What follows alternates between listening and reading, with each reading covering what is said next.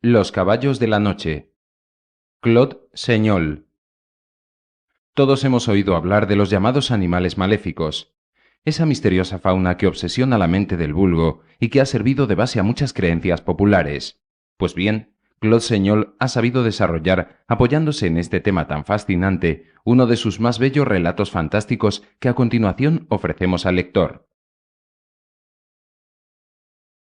Esa mañana había cogido el tren en París para dirigirme a Bretaña. Al caer la tarde me bajé en la estación de Landivisiau. Era la primera vez que visitaba esta región, donde el clima en aquel mes de marzo de 1892, suave y húmedo, se mostraba mucho más clemente que en la capital. La noche se apresuraba a envolver el día en su negro manto, pero el alumbrado municipal, aunque débil, le impedía oscurecer por completo las calles de este pueblo, cuyo estilo arquitectónico, velado por la atmósfera crepuscular, me desconcertó. Esta sensación aumentó cuando vi a los habitantes con su extravagante vestimenta local y oí las extrañas sonoridades de su lenguaje, detalles ambos que evocaron en mí una época muy pasada. Cené en el mejor hotel del pueblo, y aunque estaba seguro de que allí dormiría muy bien, decidí continuar mi camino aquella misma noche. Cierto que hasta el día siguiente no me esperaban en Querentrán, pero era tal mi impaciencia por llegar lo antes posible a aquella ciudad que nada me hizo rechazar la decisión que había tomado. A decir verdad, estaba ansioso por ver a mi adorada Jocelyn, y había calculado que si continuaba el viaje durante la noche, al amanecer estaría muy cerca de la mansión de mi amada, y podría hacer un alto en un mesón cercano. Cuando terminé de cenar, pregunté en voz alta a todos los allí presentes si conocían algún medio de locomoción para viajar durante la noche. Alguien repuso que a aquella hora tan intempestiva eso era imposible, y un joven robusto de aspecto fiero, que estaba sentado frente a mí en otra mesa del comedor, añadió que lo que yo pretendía era una temeridad. Sus palabras me extrañaron, pero los demás comensales aprobaron su consejo, y me dijeron que se veía a las claras que yo no era de aquella tierra, pues de lo contrario no habría expresado aquel deseo.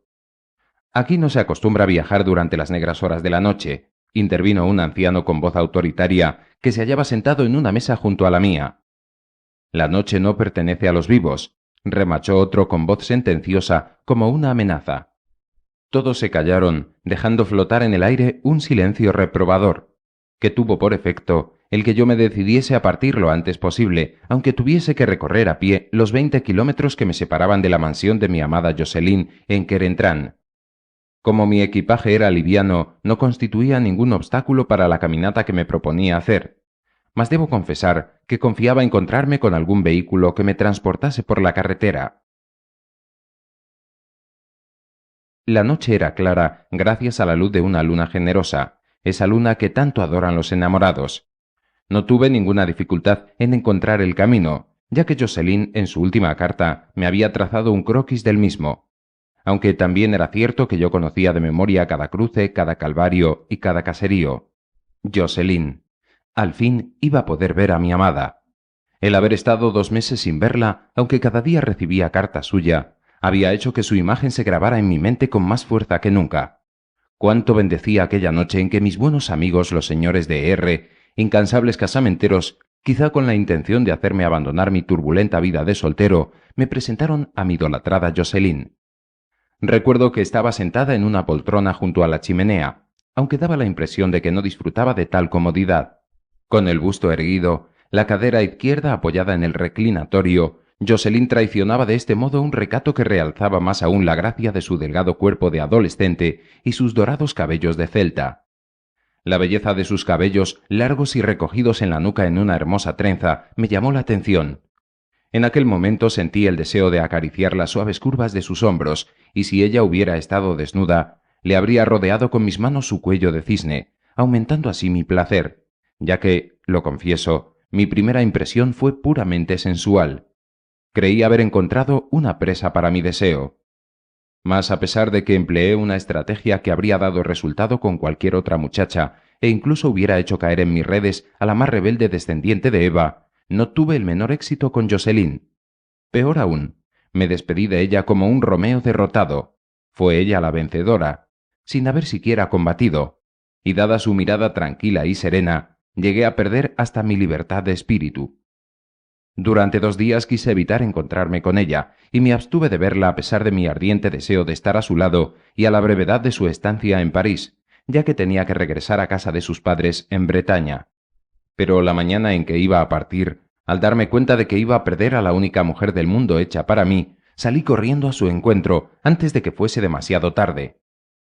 Mi silencio había desempeñado un papel a mi favor. Jocelyn se echó en mis brazos y me confesó que sus sentimientos correspondían a los míos. Por desgracia teníamos que separarnos. Solo me dio un beso, pero fue el mejor que recibiera en toda mi vida, y ninguno de los que más tarde me dieron nunca jamás pudieron hacérmelo olvidar. Aquel beso aún me perfumaba los labios. Tenía siempre a mano, leyéndolas una y mil veces, sus cartas, que me revelaron su forma de ser mejor aún que si hubiera tenido 1 millón de citas con ella. ¿Cuántos kilómetros había recorrido ya? ¿Cuántos me quedaban aún para estar al lado de mi amada Jocelyn? Mientras caminaba, embriagado por la dulzura de aquella atmósfera nocturna, no hacía más que pensar en ella. De repente, al llegar frente a una cruz clavada en un montículo, y cuya sombra me bañó en la más densa oscuridad, oí un fuerte chirrido de ruedas a lo lejos detrás de mí. Me detuve en el acto, escuchando con placer el gemido de las hojas secas del camino al ser holladas por los aros de hierro de las ruedas, y bendije el paso providencial de una carreta cuyo conductor, mediante la entrega de 1 o 2 luises, me conduciría sin duda alguna a Querentrán. Instantes después divisé la carreta. Se acercaba con rapidez, arrastrada por 3 caballos blancos de largas y negras crines.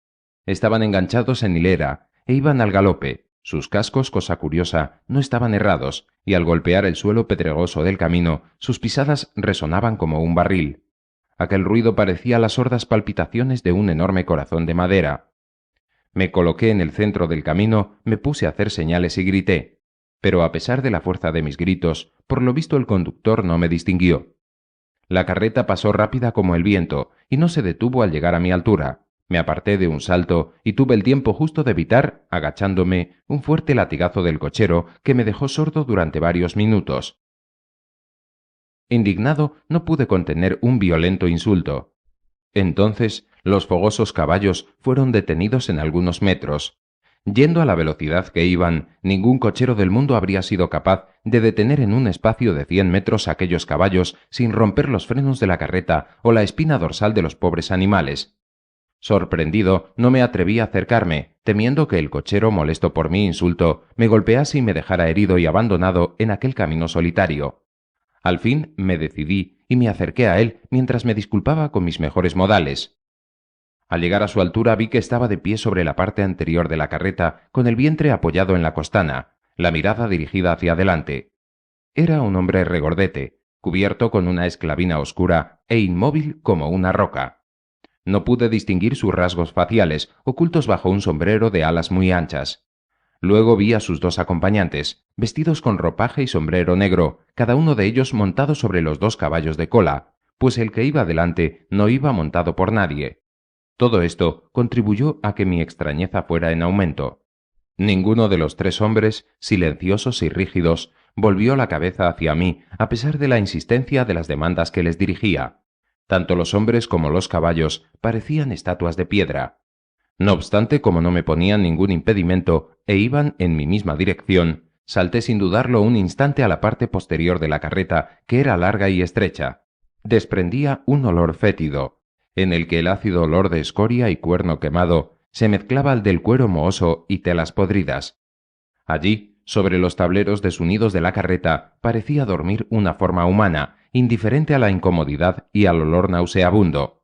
Pero no tuve tiempo de contemplarla con más detenimiento, pues el cochero con un violento latigazo hizo arrancar de repente a las bestias, y tuve que sujetarme rápidamente al borde de la carreta para no caerme de ella.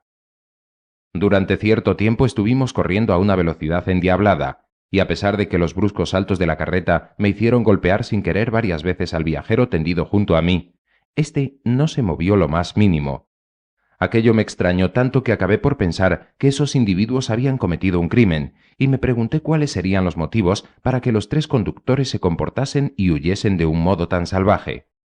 Mas lo que sucedió a continuación fue aún más sorprendente. Habíamos recorrido ya una buena legua, cuando bruscamente el cochero abandonó la carretera principal y sin aminorar la velocidad de los caballos, condujo la carreta por un camino secundario en ángulo recto a la misma. El conductor y sus acólitos demostraron ser muy hábiles, pues otro vehículo, lanzado a aquella velocidad, no habría podido cambiar de dirección de un modo tan brusco sin volcar irremediablemente. A unos 100 metros distinguí las ventanas iluminadas de una sombría granja cuyos habitantes velaban un muerto. Con seguridad, pensé, aquel sería el destino de nuestro accidentado viaje. Aquello me alegró y me decepcionó al mismo tiempo. El carruaje se detuvo de repente en el patio de la granja y estuve a punto de romperme la cabeza contra uno de los montantes de hierro. Los dos individuos que iban montados en los caballos se bajaron con rapidez y se dirigieron con toda presteza a la puerta, que abrieron de par en par. Entraron de golpe en el interior de la granja. Unas cuantas personas que velaban alrededor de un lecho en el que yacía una anciana en camisón no parecieron verlos. Los dos hombres se acercaron y sin vacilar cogieron a la mujer, el uno por los pies, el otro por los hombros. La anciana se despertó sobresaltada. Trató de defenderse, dio unos breves y roncos gritos y luego dejó de oponer resistencia. A continuación se la llevaron silenciosa e inerte a la carreta y la tiraron por encima de la baranda. La mujer cayó a mi lado con un horrible y sordo ruido y permaneció inmóvil como el otro viajero. Aunque al principio las personas de la granja permanecieron mudas de asombro, enseguida se pusieron a gritar y a gemir, mientras que los canes, que no habían ladrado a nuestra llegada, se pusieron a aullar de un modo lastimero en sus perreras. Estupefacto y sobrecogido de espanto, vi a la anciana allí, en el lecho de su alcoba, como muerta, insensible a los llantos de las personas consternadas que la rodeaban, cuando en realidad se encontraba a mi lado. ¿Cómo podía estar en los dos sitios al mismo tiempo? Horrorizado, quise bajarme de inmediato de la carreta, pero aquellos individuos ya habían subido a la misma y a golpe de látigo habían lanzado los caballos al galope. Temblando de miedo, le supliqué al conductor que me dejase bajar, pero no me hizo el menor caso. Durante varias horas, los caballos prosiguieron su enloquecida carrera. Por fin, el cochero detuvo el carromato a corta distancia de un caserío y me dirigió la palabra por vez primera. «Me has pedido que te lleve a Querentrán», me gritó con una voz plena de sordos ecos. «De acuerdo, te llevaré. Pero tienes que tener un poco de paciencia, ya que tardaremos 2 noches en llegar. Para entonces, la joven dama de la mansión estará lista para nosotros». Al levantar la mano para dar unos latigazos a las pobres bestias y reemprender la marcha, alzó involuntariamente las alas de su sombrero durante unos breves instantes. Entonces pude ver su cara, el rostro tenso, la boca abierta de forma desmesurada y sus ojos blancos, fríos y de mirada fija. No pude resistirlo. Salté de la carreta y huí, corriendo como un loco, hasta el caserío más cercano. La misteriosa carreta desapareció en la lejanía. Entonces me dirigí a la primera casa que encontré en el villorrio. Aunque estuve golpeando la puerta durante largo rato, ésta se mostró tan hostil como la condenada noche. Con un nudo en la garganta, dominado por un miedo espantoso, mis nudillos no cesaban de aporrearla, haciendo vibrar todo el maderamen. Sabía que me habían oído en el interior de la casa, ya que oí un grito que al instante se apagó cuando llamé por primera vez. Pero era claro que no me querían dejar entrar. Desesperado me dirigí a la casa vecina y golpeé la puerta con todas mis fuerzas.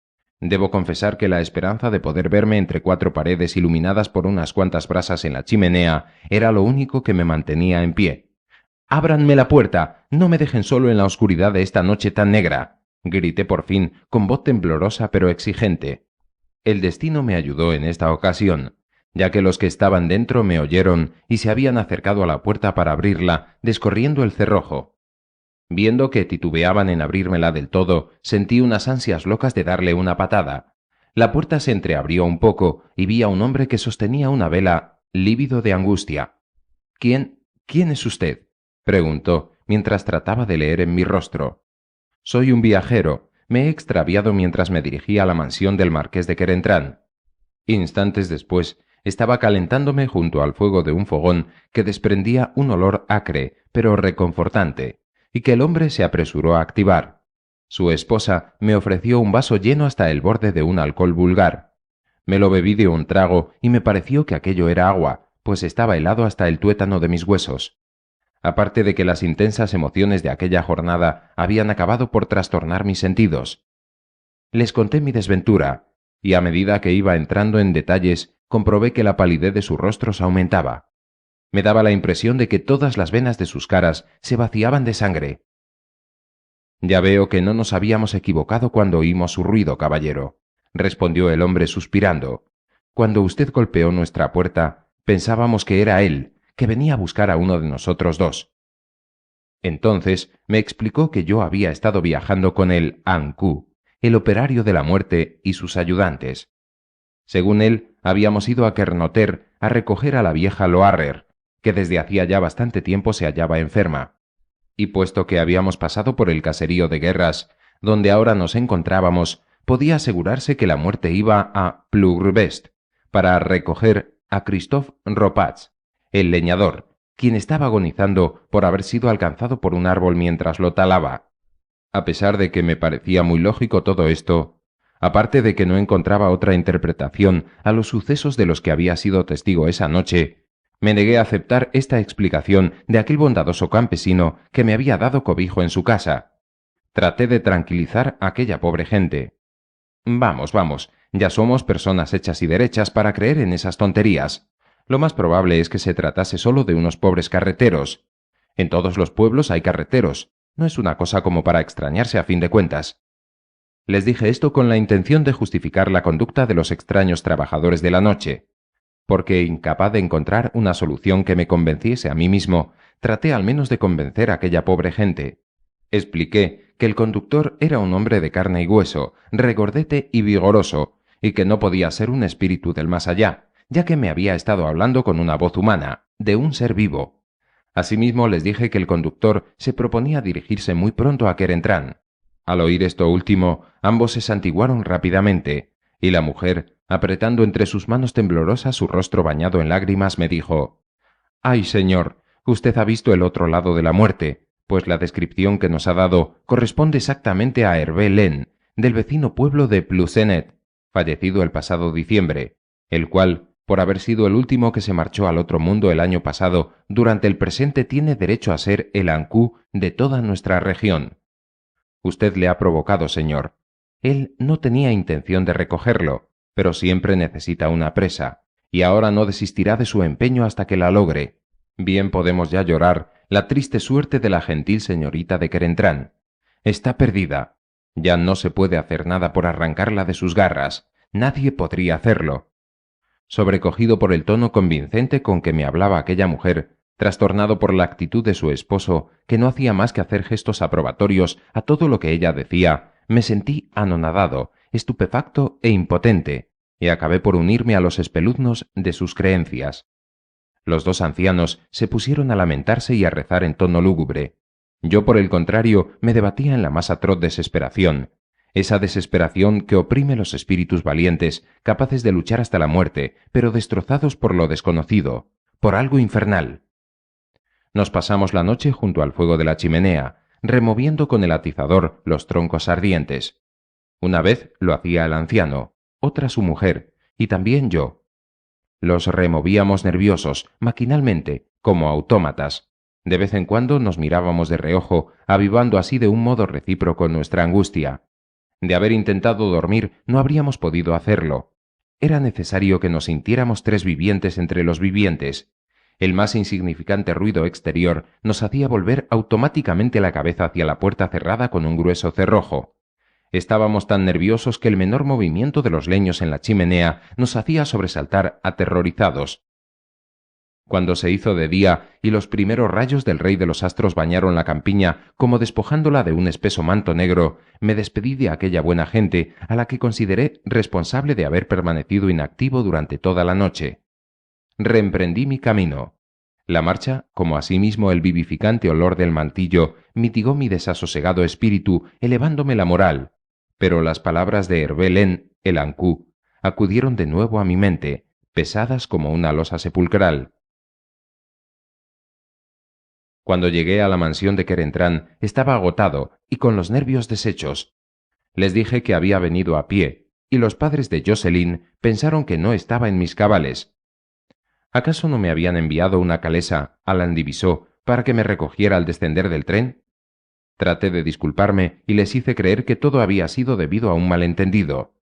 No mentía del todo al asegurarles que una confusión de horario me hizo llegar por la tarde en vez de por la mañana, y que, creyéndome un buen caminante, me puse en marcha al despuntar el alba. Instantes después apareció Jocelyn, grácil y pálida, y se detuvo en la puerta del salón, en el sitio donde siempre solíamos despedirnos al marcharme.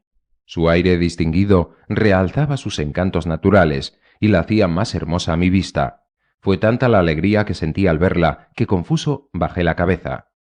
Entonces, rompiendo su recato, prescindiendo de que sus padres pudieran juzgar impropio en una señorita la intensidad de sus sentimientos, Jocelyn corrió alborozada a mi encuentro y cayó en mis brazos. Al abrazarla, en mi fuero interno pensé que ya empezaba a protegerla del peligro que me habían pronosticado los dos ancianos que me dieron cobijo en su humilde casa. Sus padres se retiraron, y al oír el suave cerrar de la puerta del salón, ambos nos sentimos más cerca que nunca el uno del otro. «Eres tú, amor mío», me dijo con una mirada tan intensa que en ella pude leer no sólo lo que aquellas semanas de separación y las últimas horas antes de mi llegada habían representado para mi amada, sino además nuestros años futuros, todos los años que Jocelyn pensaba consagrarme, minuto a minuto, segundo a segundo, toda su vida, su vida. Ante esta ciega confianza en el futuro y su pura inocencia, me volví de espaldas para ocultarla en mi pesar. Jocelyn me hizo girar suavemente y me pidió que la mirase a la cara. Lo hice y me esforcé en sonreír. Al ver la expresión de mi rostro, pensó que se debía al agotador viaje que había hecho a pie, y para borrarla me besó con ternura. Después del desayuno, durante el cual todos me prodigaron tantas atenciones como si fuera un hijo más de la familia, me sentí otro hombre, muy distinto de aquel que llegara a la víspera angustiado y desesperanzado. Puesto que conocía las intenciones de Lancou y estaba al corriente de todas sus maquinaciones, podía evitar que le hiciera el menor daño a mi amada. ¿Acaso no disponía yo de 2 días para alejar a Jocelyn de su hogar paterno y de esta maldita región recorrida por los caballos de la noche?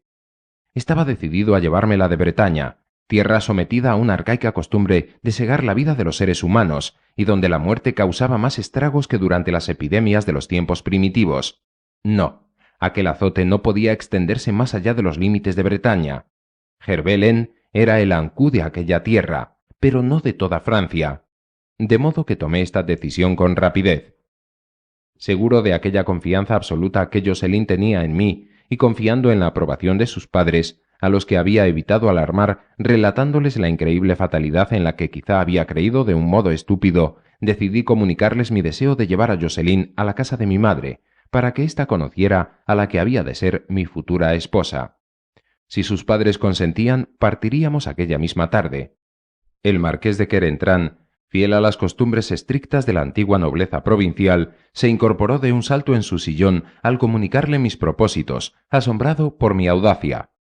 Cuando se disponía probablemente a hacerme patente que mis relaciones con su hija eran muy recientes como para permitirme la libertad de sacarla del hogar paterno, su esposa, que conocía el corazón de las madres, y pensó en ese instante en la mía, lo tranquilizó con una mirada que apelaba a la indulgencia y a la comprensión. Jocelyn, asombrada por mi extraña petición, inesperada para ella, ya que hacía mucho tiempo que habíamos hecho otros proyectos, entre los cuales estaba el permanecer yo una semana entera en su mansión de Querentrán, ni siquiera se atrevió a mirar a su padre. Pero cuando éste, después de 1000 promesas y seguridades, accedió por fin a mi petición, se puso a tocar las palmas con alegría, como un niño al que se le ha ofrecido un espectáculo infantil de su agrado. En ese instante todos debieron darse cuenta de mi apagada alegría, pues me ensombrecí al pensar que a partir de entonces el destino de Jocelyn dependería de mis fuerzas, de mis ya menguadas fuerzas.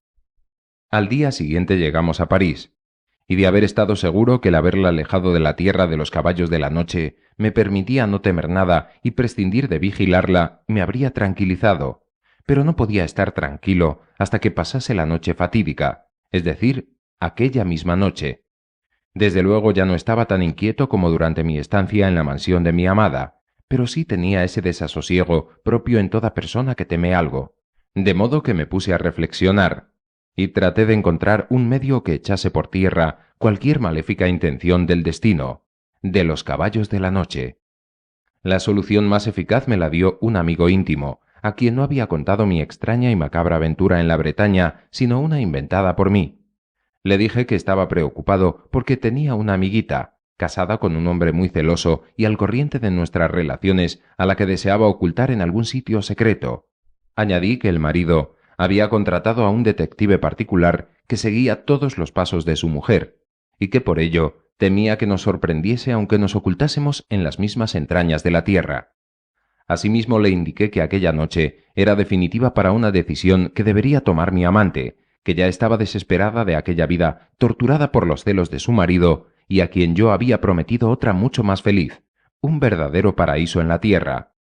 En realidad la historia que inventé era bastante exagerada para que nadie se la creyese, pero supe poner tanta convicción en mis palabras que acto seguido mi amigo puso en mi mano las llaves del nido de amor más secreto de todo París, situado en la Ile de Saint-Louis. Ni un pájaro podría distinguir una ventana de aquel sitio. Cada abertura exterior tenía el aspecto de un muro, en el cual era imposible distinguirla. Tanto era así que a veces incluso mi amigo, cuando llegaba ante la puerta de aquel nido de amor astutamente disimulada en el muro, llegaba a dudar que ésta existiese realmente. Comimos muy temprano en casa de mi madre, la cual se encariñó de Jocelyn apenas la vio, y no ocultó su alegría de que al fin fuera a casarme con la mujer que ella siempre había soñado como esposa para mí.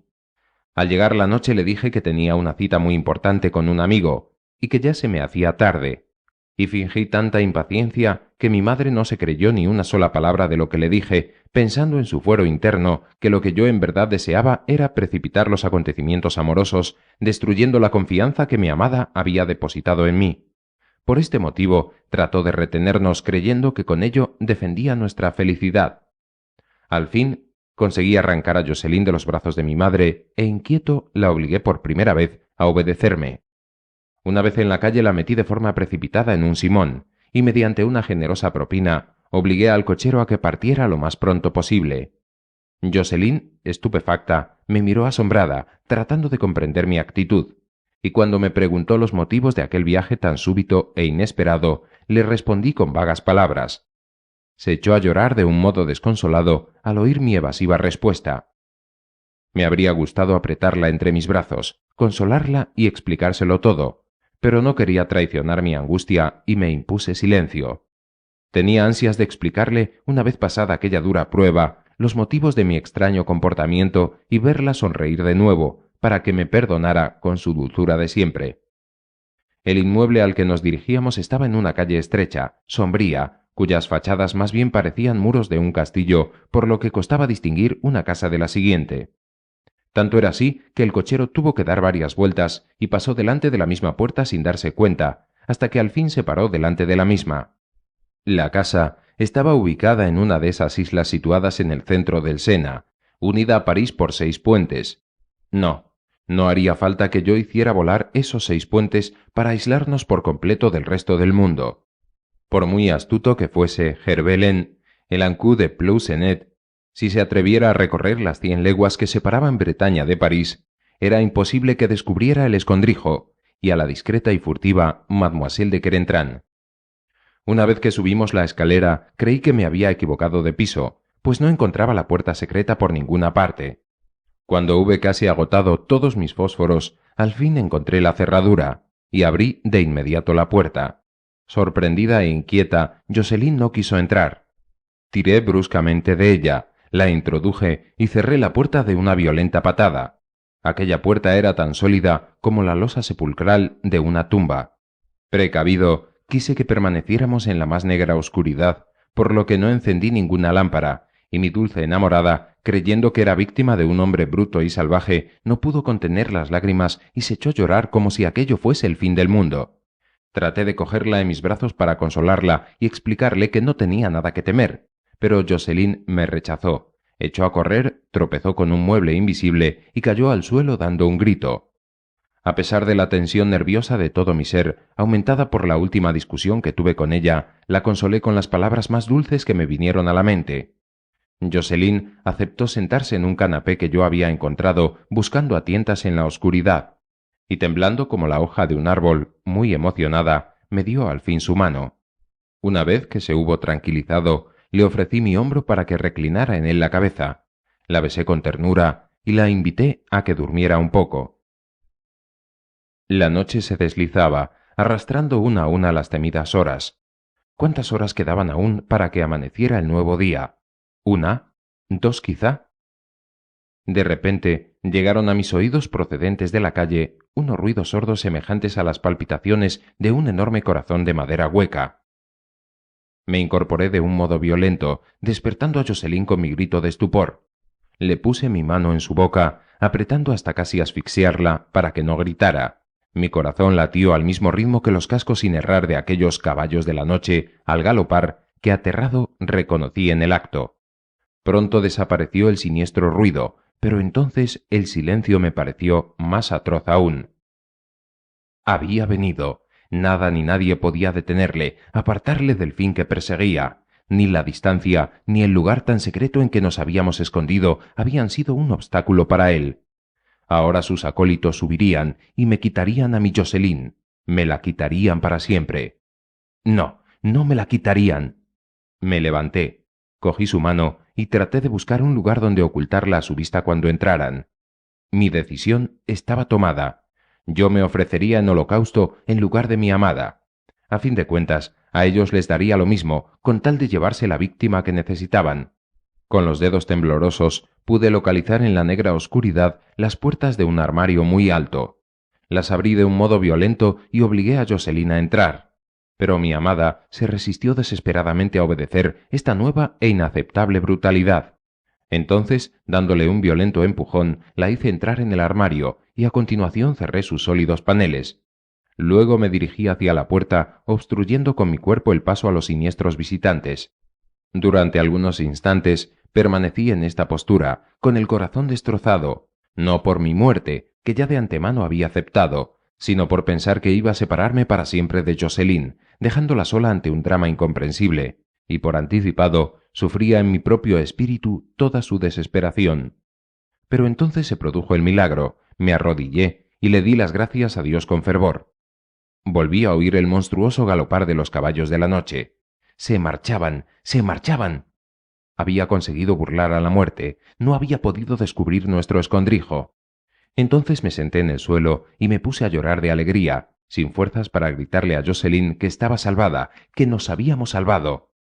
Al fin me levanté y me dirigí al armario para sacarla de allí. Abrí las dos altas puertas y, extrañado por su silencio, me puse a buscarla, tanteando en la oscuridad con mis dos manos. No encontré nada, no había nada. Entonces, horrorizado, me di cuenta de aquel misterioso enigma. Aquellas dos puertas no eran las de un armario, sino las de un balcón. Dando un grito de dolor, comprendí que a causa de la oscuridad había precipitado a mi adorada Jocelyn por la ventana.